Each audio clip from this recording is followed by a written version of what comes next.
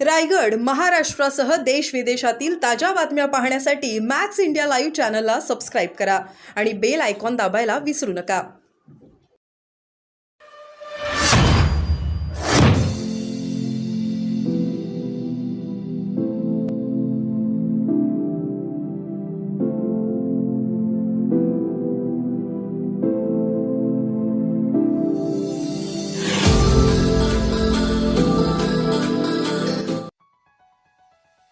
दमदाटी करून बौद्ध भगिनींना अमानुष मारहाण करणाऱ्या वासुदेव पाटीलवर अॅट्रॉसिटी दाखल. तुम्हाला 15 एकर जमीन असते का? असे जातीवाचक हिणवून इकडे याल तर तुमची विवस्त्र करून वरात काढेन, अशी दमदाटी करून पनवेल तालुक्यातील पिसर्वे या ठिकाणी 2 अनुसूचित जातीच्या महिलांना काठीच्या दांडक्याने मारहाण करणाऱ्या वासुदेव पाटील व त्याच्या पत्नीवर अॅट्रॉसिटी कायद्याअंतर्गत गुन्हा दाखल करण्यात आला आहे. तळोजा पोलीस ठाण्याच्या हद्दीतील पिसर्वे या ठिकाणी सुवर्णा अडसुळे व संगीता गायकवाड या 2 अॅट्रॉसिटी पीडित महिलांची वडिलोपार्जित शेतजमीन असून या शेतजमिनीच्या काही जागेवर गावातील वासुदेव पाटील नावाच्या व्यक्तीने बेकायदेशीरपणे कब्जा करण्याच्या कुटील हेतूने अतिक्रमण करून वीटभट्टी सुरू केली होती. त्याला बऱ्याचदा समजावून देखील त्याने ऐकले नाही. तसेच त्याच्या विरोधात बऱ्याचदा तहसीलदार कार्यालय, पोलीस स्टेशनमध्ये देखील वारंवार तक्रार करून देखील कोणतीच कारवाई करण्यात आली नव्हती.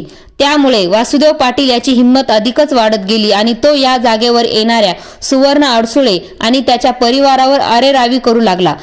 दिनांक 7 जानेवारी रोजी सुवर्णा अडसुळे व त्यांची धाकटी बहीण संगीता अडसुळे या आपल्या शेतात मातीचे भराव करण्यासाठी घेऊन आलेल्या जेसीबीचा रस्ता देखील वासुदेव पाटील या इस्माने अडवला आणि जेसीबी चालकाला शिवीगाळ करू लागला आणि सुवर्णा अडसुळे व संगीता अडसुळे यांना शिवीगाळ करून त्यांच्या अंगावर दगड फेकू लागला.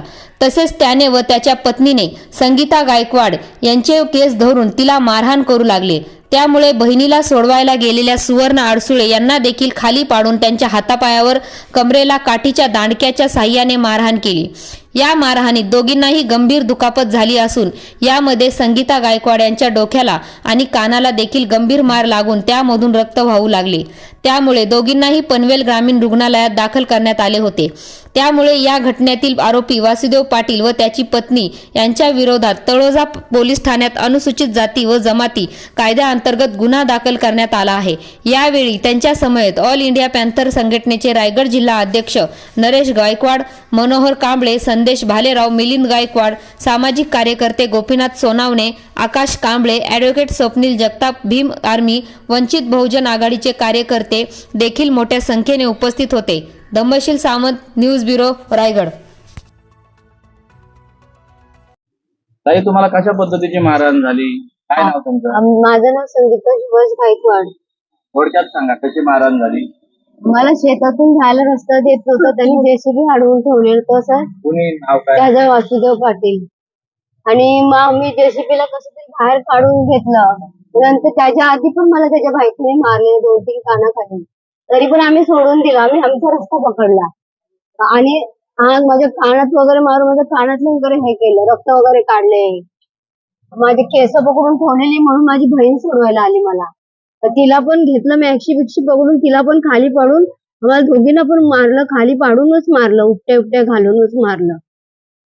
तुम्ही पोलीस स्टेशनला येऊन गुन्हा दाखल केला? केला, फक्त नाव असे हेच वगैरे घेतलं, अजून काय जास्त नाही घेतलं. तक्रार घेतली? नाही एवढी नाही घेतली. मंगळवारी या बोलले, मंगळवारी या. मंगळवारी का बोलवलं त्यांनी? बोलले लगेच इथे तात्काळ का नाही घेतली? नाही घेतली, माहिती नाही कशामुळे नाही घेतले. ते तिथेच बसलेले होते, त्यांना काही कोणी बोललं नाही. आरोपींना हा तिथेच होते. असेल का? हा असेल, असं तर आहेच. काय नाव आपलं आई आणि काय एकूणच हकीकत झालेली आहे? काय नाव? सुवर्ण सुशीला अडसुळे. मी शेतावर गेले होतो, आम्ही दोघी बहिणी गेले होतो. 2 मुलं होती आमच्या बरोबर. तिचा पण मुलगा होता, माझा पण मुलगा होता. आम्ही जेसीबी घेतलं होतं माती टाकण्यासाठी. पावसाच्या पाण्याने बांध आमचे गेलेले. रेल्वेने आम्हाला माती दिली, ती माती आम्हाला आतमध्ये घ्यायची होती. आम्ही 1 तासासाठी जेसीबी घेतला होता. काम झाल्याच्या नंतर आम्ही शेतातून जेसीबी काढला आणि बाहेर निघत होतो. तर त्या समोरच्या आमच्या शेतातच त्या व्यक्तीने वीटभट्टी बनवलेली आहे. त्या वीटभट्टी त्यांचा डंपर होता तिथे. त्या डंपरला आम्ही बोललो बाबा रस्ता दे म्हणून. त्याने घेतला, रस्ता दिला, आम्हाला बाजूला केला त्याने. जेसीबी आम्ही बाहेर काढला. आमच्या शेतात ज्यांनी वीट भट्टी केली तो तिकडून 4 व्हीलर घेऊन आला आणि तो अडवला. बोले तू जेसीपी का आणला शिकून, तुझा जेसीपी जाऊन देणार नाही.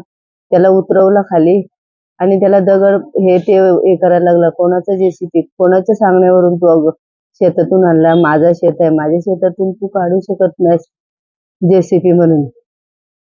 तर कसा तरी आम्ही त्याला आणि परत तो बोलायला लागला माझ्या बहिणीला, त्याच्या बायकोला, हा का हिला धर म्हणून, धर आणि हिचा चोप चांगला काढ, बाकीचं मी बघतोय म्हणून. आणि त्या लोकांना सांगायला लागलं हे डंपर आड करा, डंपर तिकडं घ्या, त्याला जाऊन देऊ नका. पण आम्ही कसा तरी करून त्या डंपरवाल्याला, या जेसीपी वाल्याला, माझ्या 2 पोरांना त्याच्यामध्ये बसवलं आणि त्यांना बाहेर काढायचा प्रयत्न केला. काढला बाहेर. आम्ही पण त्याच्याच मागे गेलो. मग आम्ही रस्त्यातून नाही दिला त्यांनी रस्ता म्हणून आम्ही रिटर्न जेसीपी घेऊन गेलो त्या रेल्वेच्या साईडने घेऊन जाण्यासाठी. तर तिथे आम्ही पण मागे गेलो. त्यांनी पाठीमागून परत दगडफेक मारायची सुरुवात केली. तर आम्ही थांबलो तिथे. काय नाव त्याचं? वासुदेव पाटील, त्याची बायको आणि ते दोघे पण होते. आणि मग आम्ही रिटर्न मागे आलो. तो दगड मारायला लागला वगैरे म्हणून. तर आम्ही आलो मागे आल्याच्या नंतर ती त्याच्या बायको काठी घेऊनच उभी होती. माझ्या बहिणीला पकडली. मला बोलतो ये इकडे. तर मला नाही माहिती का तो डंपर मध्ये बसतो म्हणून. तो डंपर मध्ये बसून मला बोलते तुला आता डंपरच्या खाली घालतो आणि तुझा शांपा तुमचा करून टाकतो म्हणून. तुम्ही बापाच्या याचे असाल ना तर इथे तुम्ही थांबाल, नाहीतर तुम्ही पळून जाल म्हणून. आम्ही थांबलो तिथं. पण माझ्या बहिणीला त्याच्या बायकोनी मारहाण करायची सुरुवात केली. तो डंपर तो घेतोच माझ्या अंगावर. त्यात मी पाठीमागे वळली तर तिथे खड्डा होता, त्या माती हे करायला खड्डा बनवते विटांचा. बघितला तर मी तिला सोडवायला गेली असताना त्यांनी मला पकडली, मॅक्सीला घेऊन मला खाली पाडली. आम्ही तिघी पण पडलो खाली. ती काय मला माहिती नाही, पण आम्ही दोघी जणी खाली पाडली त्यांनी आम्हाला. आणि नंतर त्यांनी काठीच्या उपटी घातल्या. घातल्याच्या नंतर मी खूप जोरात ओरडले आणि मग मला काय समजलं नाही त्याच्या पुढचा. मला चक्कर वगैरे आली. मग थोड्या टायमाने मला त्या बाजूच्या बाईने उचलली, ती कामवाली होती. ठीक आहे. नंतर तिने मग पोलीस उचलली. स्टेशनला येऊन तुम्ही आता तक्रार दिलेली आहे. पोलीस स्टेशनला आलो. पोलीस स्टेशनला आल्याच्या नंतर ते मला काहीच समजत नव्हतं. आता पोलीस स्टेशनला तक्रार दिली, गुन्हा दाखल केला. नाही, मी आल्या मला लगे हॉस्पिटलला नेली. माझ्या बहिणीला इथे गुन्हा दाखल केला की नाही केला त्याला मला काही माहिती नाही, पण मी तिकडनं आल्याच्या नंतर त्याने घेतलं आज लिहून. गुन्हा दाखल केला. आज गुन्हा दाखल केला, काल नाही केलेला. तर हे जे तळोजा पोलीस स्थानकामध्ये महिलांना मारहाण प्रकरण झालेलं आहे, नेमकं काय प्रकरण आहे आणि कशा पद्धतीचा गुन्हा दाखल केलाय पोलीस स्थानकात? माझे नाव ॲडव्होकेट स्वप्नील गोविंद जगताप. हे जे प्रकरण झालेलं आहे हे काल रात्री झालेलं आहे. याच्यामध्ये 2 बौद्ध समाजाच्या महिला आहेत, त्यांना मारहाण झालेली आहे. जमीन ही त्यांचीच आहे, 7/12 ही त्यांच्याच नावावर आहे. इलिगलरित्या तिकडच्या गाववाल्यांनी त्यांच्या जमिनीवर पोझेशन घेतलेलं आहे आणि तिथे अवैधरित्या वीटभट्टी चालू होती. ते त्यांचा विरोध करायला, त्यांना काढून टाकण्यासाठी हे त्यांना सांगायला गेले, पण त्यांनी या उलट त्यांना मारहाण केलेली. आणि ते जेव्हा पोलीस स्टेशनला आले तेव्हा ते मेडिकल केली. त्याच्यानंतर आज इकडे येऊन तळोजा पोलीस स्टेशनला आज गुन्हा दाखल केलेला आहे.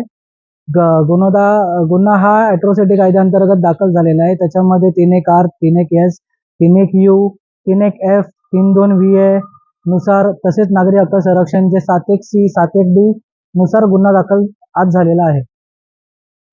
तरी आपण लवकरात लवकर आरोपींच्या अटकेची मागणी करूया.